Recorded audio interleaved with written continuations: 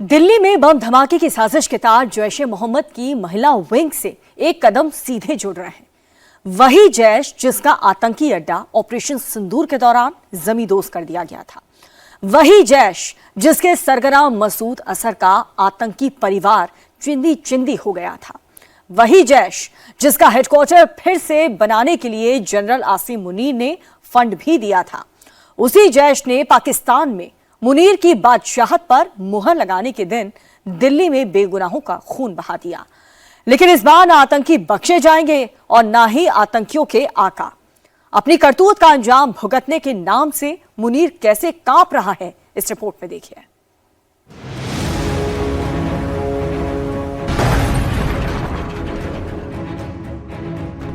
इसके पीछे के षड्यंत्रकारियों को बख्शा नहीं जाएगा।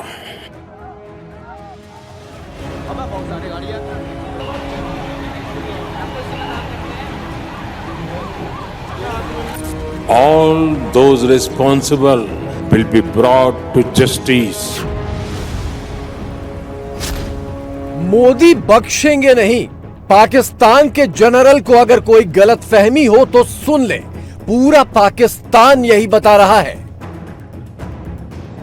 इस वक्त उनकी उंगली पाकिस्तान की तरफ है। इसकी वजह से लग रहा है कि फिर इंडिया में वही माहौल बनाया जा रहा है जंग का, जिस तरह पहलगाम में हुआ था, जिसके जवाब में इंडिया ने ऑपरेशन सिंदूर शुरू किया।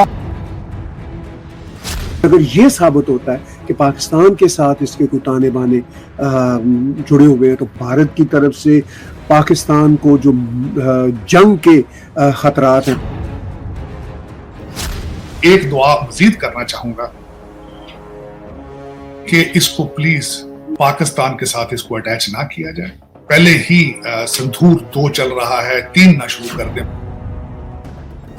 वो चाहता है, पाकिस्तान के जराए कहते हैं कि नई जंगें छेड़ेगा ही छेड़ेगा, आप जो मर्जी कर रहे हैं नई जंगें छेड़ेगा। पाकिस्तान के अंदर बात की जाती है कि हमने हिंदुस्तान पे कब्जा करना है, हमने गजवाए हिंद करना है और हम जाके हिंदुस्तान पूरे के ऊपर कब्जा करेंगे। पाकिस्तान पहले ही घबरा गया है। पाकिस्तान की गवर्नमेंट, पाकिस्तान की स्टेट इस वक्त इस डर खौफ में है कि कहीं भारत जो है वो एक बार फिर पाकिस्तान का नाम ना ले दे। वॉर हो सकती है, पाकिस्तान की तरफ से डायरेक्ट एक्ट ऑफ वॉर है, तो फिर जो है क्या इसके ऊपर जो है वो तो कुछ भी हो सकता है। उधर पाकिस्तान की संसद ने मुनीर को मुल्क का ऑफिशियल माई बाप बनाने वाला बिल पास किया और इधर दिल्ली में धमाका हो गया।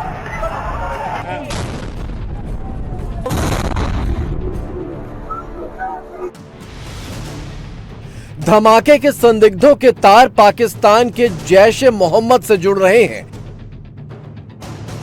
यानी कनेक्शन बिल्कुल सीधा है। पाकिस्तान में अपनी धाक पक्की करने के लिए मुनीर ने मसूद अजहर को इशारा किया और मसूद के गुर्गों ने दिल्ली को दहला दिया। भारत में बेगुनाहों का खून बहाकर मुनीर ने पाकिस्तान में अपनी बेलगाम बादशाहत का आगाज तो कर दिया, लेकिन अब जो भुगतना पड़ेगा वो सोचकर पाकिस्तान सहमा जा रहा है।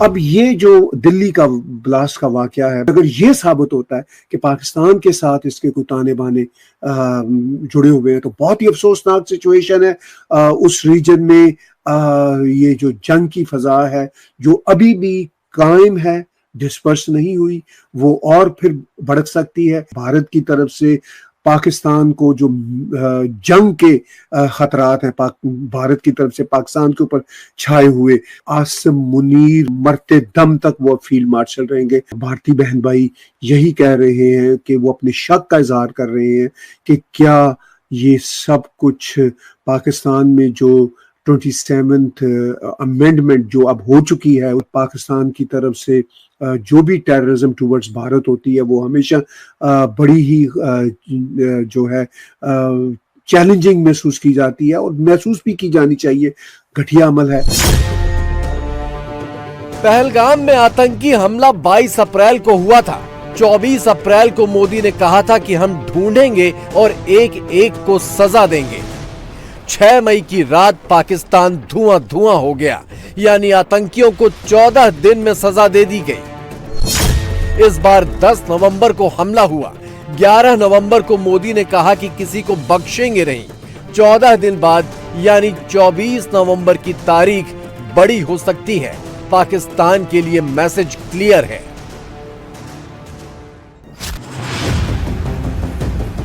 राजस्थान और गुजरात बॉर्डर पर बीते 10 दिनों तक आर्मी, नेवी और एयरफोर्स की त्रिशूल एक्सरसाइज चली है।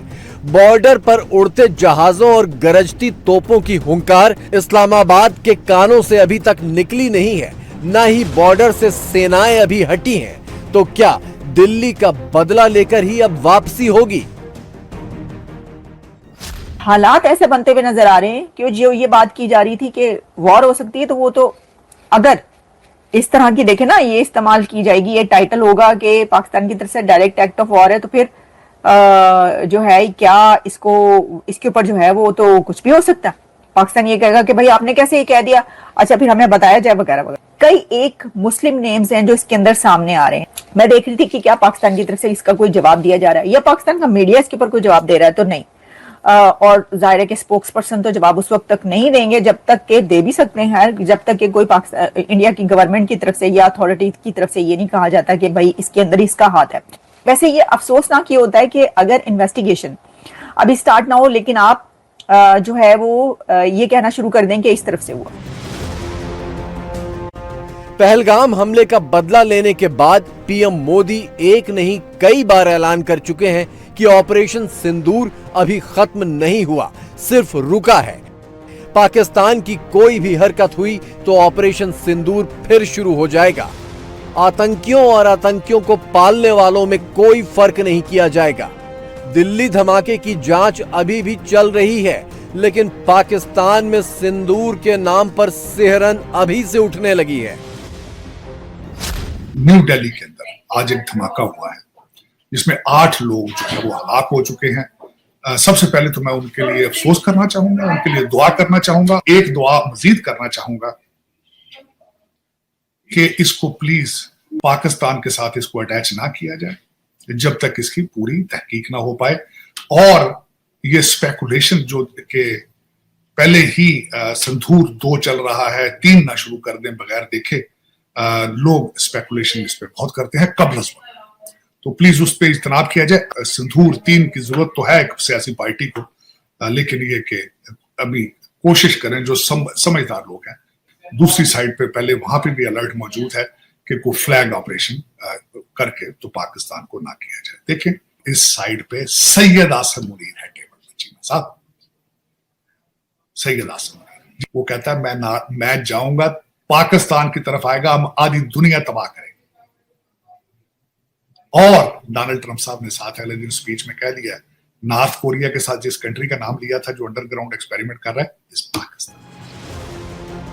पाकिस्तानियों को खुद इस बात का खौफ है कि मुनीर अपनी बादशाहत के लिए उन्हें ले डूबेगा, जंग के नाम पर अपने विरोध की हर जुबान को खामोश कर लेगा, जंग में हार को भी जीत बताकर एक और नया मेडल ले लेगा और पूरी जिंदगी पाकिस्तान का माई बाप बनकर यही खूनी खेल खेलता रहेगा। इसी साजिश के तहत दिल्ली में आतंकी हमले अंजाम दिए गए।